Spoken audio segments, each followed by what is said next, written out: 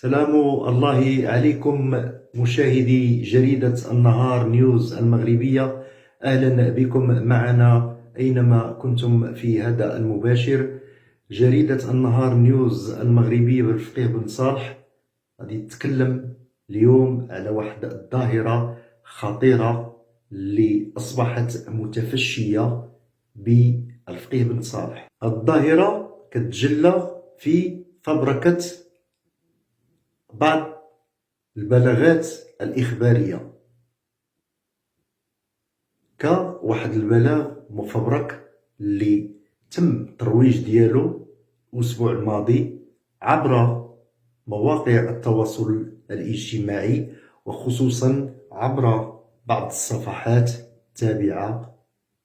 للفقيه بن صالح. هذا البلاغ كيتعلق بتعليق الدراسة خلال الفترة الصباحية ليوم الأربعاء الماضي 17 دجنبر الجاري. هذا البلاغ المفبرك الإخباري جاء فيه أن المديرية الإقليمية للتعليم صدرت واحد البلاغ بتنسيق مع السلطات الإقليمية بإقليم الفقيه بن صالح على أساس تعليق الدراسة خلال صباح يوم الأربعاء الماضي بسبب الأحوال الجوية. علما مشاهدي جريدة النهار نيوز المغربية أن هذا البلاغ الإخباري المفبرك تم ترويج ديالو عبر واحد المجموعة ديال الصفحات الفيسبوكية المعروفة بمدينة الفقيه بن صالح، تمجد بعض رجال السلطة بهذه المدينة، في حين كنشوفوها أنها كتنشر بلاغات إخبارية اللي هي مفبركة وكتسب في الأعراض ديال بعض الأقلام اللي كتنتقد السياسة والتسيير ديال بعض المنتخبين وبعض المسؤولين بهذه المدينة. حنا كنبغيو نطرحوا السؤال وكنبغيو نوجهوا النداء ديالنا للمديرية العامة للأمن الوطني، وكذلك إلى السيد والي الأمن بالجهة لإعطاء التعليمات ديالو، وكذلك النيابة العامة بإعطاء تعليمات لفتح تحقيق في هذه الصفحات أو أصحاب هذه الصفحات الفيسبوكية التي تقوم بنشر بلاغات إخبارية مفبركة، وكذلك الصور اللي كتسيء المدينة الفقيه بن صالح كما تم الترويج لها مؤخرا عبر مواقع التواصل الاجتماعي، وكذلك الصفحات أو الحسابات الفيسبوكية اللي كتسب وكتقذف في الأعراض ديال بعض الأقلام وفي الأعراض ديال الناس. وكنشوفوا أن المصالح الأمنية لم تحرك ساكنا إلى حدود الساعة، في حين نشاهد بعض المدن الأخرى مجاورة لمدينة الفقيه بن صالح بمجرد نشر أي بلاغ مفبرك أو أي خبر اللي تيكون زائف كنسمعوا تم الاستماع إلى صاحب النشر الصور المفبركة أو البلاغات الإخبارية المفبركة أو إيقاف صاحب الفاعل بنشر الأخبار الزائفة أو البلاغات المفبركة الزائفة، في حين كنشوفوا أن بمدينة الفقيه بن صالح ولا من يحرك ساكنا. أن كنشوفوا صفحات فيسبوكية أو حسابات فيسبوكية مستعارة اللي كتسب وتقذف في الأعراض ديال الناس، خصوصا بعض الأقلام اللي كتنتقد بعض المنتخبين، في حين والغريب في الأمر هو أننا كنشاهدوا هاد الصفحات الفيسبوكية وكذلك هاد الحسابات الفيسبوكية تمجد بعض المنتخبين وبعض رجال السلطة، في حين كنشوفوها أنها كتنشر بلاغات زائفة ومفبركة. وهنا كنوضعوا السؤال ديالنا: ما هو الدور ديال الشرطة الرقمية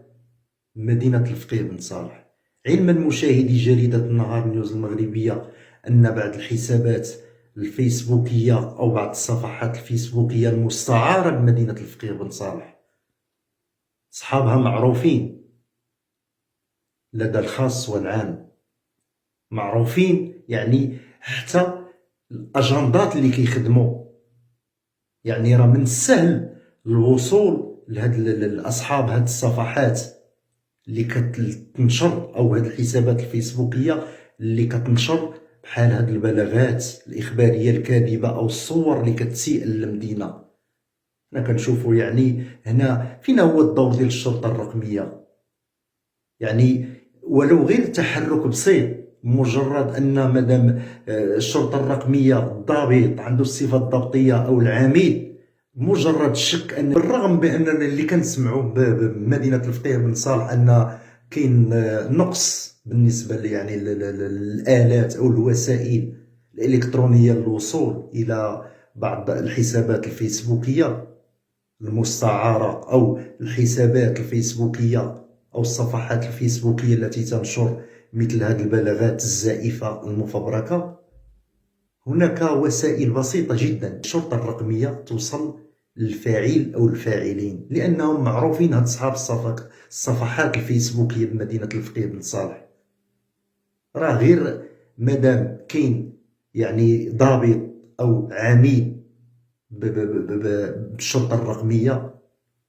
ناخذ إذن من النيابة العامة، وأنني بمجرد الشك والتتبع ديال بعض الصفحات من خلال العمليات ديال الإعجاب أو من خلال المشاركين في بعض الصفحات أو الأصدقاء، يعني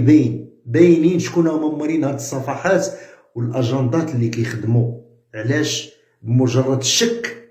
أو التتبع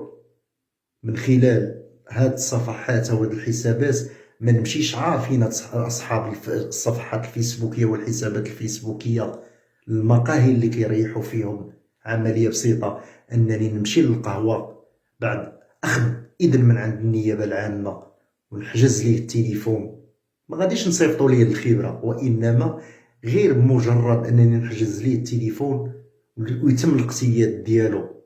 المفوضية ديال الشرطة لفائدة البحث، نقلب ليه التليفون ديالو، يعني في هذيك اللحظة غادي توقف هاد الفرقة ديال الشرطة الرقمية أو الشرطة الرقمية على واحد المجموعة ديال الفضائح، على واحد المجموعة ديال المعطيات، والوصول كذلك لهاد أصحاب الصفحات الفيسبوكية التي تنشر يعني بحال هاد الأخبار أو البلاغات المفبركة الكاذبة الزائفة.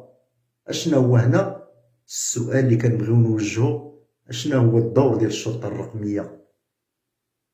مدينة الفقيه بن صالح لما كانتش أنها تحد من هاد الفوضى اللي ولات واقعة في مدينة الفقيه بن صالح، خصوصا وأننا أصبحنا نشاهد يعني نشر بلاغات إخبارية كاذبة، خصوصا أن يعني واحد المجموعة ديال التلاميذ مني يعني قراو أو شاهدوا هذا البلاغ الإخباري الزائف عبر مواقع التواصل الاجتماعي، مشاوش قراو صباح يوم الأربعاء الماضي. شكرا متابعي جريدة النهار نيوز المغربية على المتابعة، وإلى اللقاء إن شاء الله في مباشر آخر.